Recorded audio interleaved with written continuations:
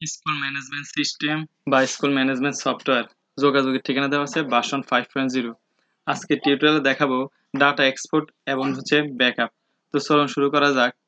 এই হচ্ছে software main interface. এখানে দেখুন ব্যাকআপ এবং এক্সপোর্ট দুইটাই আছে। আমরা যদি কাজ শেষে ব্যাকআপে একটা ক্লিক করি, তাহলে প্রথম ভিডিওতে দেওয়া আছে আমরা কিভাবে কোথায় কোন ফোল্ডারে আমরা এই সফটওয়্যারটা রাখবো। ঠিক যে এই ফোল্ডারে যেখানে সফটওয়্যার রাখছি সেই ফোল্ডারে সেখানে গেলে আমরা দেখবো যে কি একটা ব্যাকআপ ফাইল তৈরি হয়ে গেছে। এই যে দেখুন ব্যাকআপ ডিবি 826, 8 হচ্ছে মাস, 26 হচ্ছে আজকের তারিখ। এইভাবে প্রতিদিন কাজ করে একটা ব্যাকআপ ফাইল তৈরি করে নেবেন। এবং ফাইলগুলা আলাদা একটা ফোল্ডার রাখবেন, পেন ড্রাইভে রাখবেন, সিডিতে রাখবেন, মোবাইলেও রাখা যাবে। সবচেয়ে ভালো হয় গুগল ড্রাইভে রেখে দিলে। এতে দেখা যায় কোনো কারণে আপনার কম্পিউটার সমস্যা হলে বা কোনো কিছু ক্রাশ করলে, করাপ্টেড হইলে আপনি গতকালকের ব্যাকআপ পর্যন্ত এই ফাইলটা পেয়ে যাবেন। এই ফাইলটা একটা পূর্ণাঙ্গ সফটওয়্যার, অর্থাৎ সফটওয়্যারটা ডাবল কপি হয়ে যাবে। তো এই কাজটা করতে কখনোই ভুলবেন না। এ হচ্ছে ব্যাকআপের কথা। এবার হচ্ছে এক্সপোর্ট। দেখুন এখানে এক্সপোর্ট আছে। আপনি ডাটাগুলোকে এক্সপোর্ট করে নিতে পারেন। কোন কোন ডাটা এক্সপোর্ট করতে পারেন? এখানে যত ডাটা আছে, যেমন স্টুডেন্টের ডাটা, টিচারদের ডাটা, এসএমসির ডাটা, স্টুডেন্ট ফিস টাকা, bank transaction, expenditure data, daily বাজারের রিপোর্ট। তা আপনি যদি স্টুডেন্টের ডাটা এখানে ক্লিক করেন, এটা এক্সেল ফাইল আকারে নেওয়ার অনুমতি আপনার কাছে। আপনি যদি ইয়েস ক্লিক করেন, তাহলে সাকসেস হয়ে গেছে, অর্থাৎ ডাটাটা ওইখানে চলে গেছে। ঠিক আছে, এবার আমি সবগুলা দেখাইতেছি না, আরেকটা দেখাইতেছি আমি।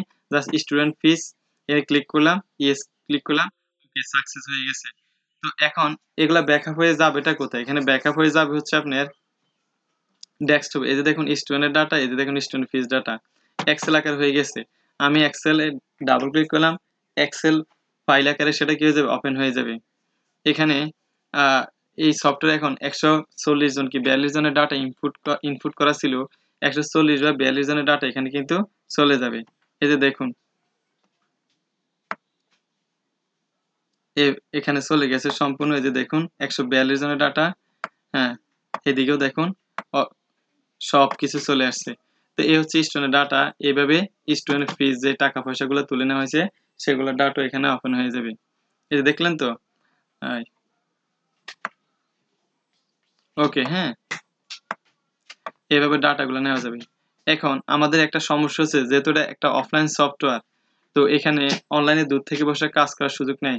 তাই কিছু কাজ আপনাকে করতে হবে। এখানে যত টাকা পয়সা হিসাব নিকাশ যা কিছু দেওয়া আছে সবকিছুই কিন্তু আপনার বছর পর বছর ধরে আপনি চালাইতে পারবেন, কারণ প্রত্যেকটা হিসাবে বছর আকারে, মাস হিসাবে, দিন আকারে বের করার সুযোগ আছে। তো সেই ক্ষেত্রে শুধুমাত্র সমস্যা হচ্ছে শিক্ষার্থীদের যে তথ্যগুলো আছে, সেই তথ্যগুলা তারা ক্লাস পরিবর্তন হয়ে যায় প্রতি বছর, এবং তার সাথে তাদের রেজাল্ট শিট, মার্কশিট এগুলো বাদ দিতে হবে। সেজন্য এই যে ফরম্যাট এবং ইনপুট এখানে বলা আছে। তো এখানে আপনারা আমার থেকে ইউজার আইডি এবং পাসওয়ার্ডটা নিয়ে নেবেন, তারপর এখানে ভিতরে প্রবেশ করতে পারবেন। যেমন এখানে এখানে ছাত্রছাত্রী, এই ছাত্রছাত্রী এখানে যাওয়ার পরে এই ছাত্রছাত্রীর সমস্ত ডাটা আপনার এখানে দেখাবে। আপনি সেক্ষেত্রে কি করবেন? এই সমস্ত ডাটাগুলোকে কপি করলাম। আগে যে কোনো একটাতে আমরা সিলেক্ট করি। হ্যাঁ, সিলেক্ট করলাম। সিলেক্ট করার পরে কিবোর্ড থেকে ডিলিট চাপলাম। তাহলে সমস্ত ডাটাগুলো কি হয়ে গেল? ডিলিট হয়ে গেল। এখন আমরা কোথায়? বছর শেষ এটা একবার করবেন। এখন আমরা কি করব? এক্সেলের ওই ফাইলে চলে যাব। এক্সেলের ওই ফাইলে যেখানে আমরা এক্সপোর্ট করে নিয়ে গেছি, এই যে দেখুন এখানে ক্লিক করুন, কন্ট্রোল সি দেন, কপি হয়ে গেছে। এবার আপনি আপনার সফটওয়্যার চলে আসুন।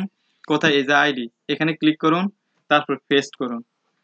পেস্ট করার পরে এরকম আসলে শুধু প্রথমটা এরকম হবে, বাকিগুলা এক ক্লিকে চলে আসবে। ঠিক আছে?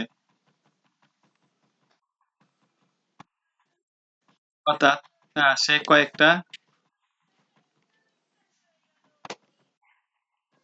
এই যে চলে আসছে। ঠিক আছে, 142 জনের আইডিটা এখানে চলে আসছে। এরপর আপনি বাকিগুলার এমন করতে হবে না।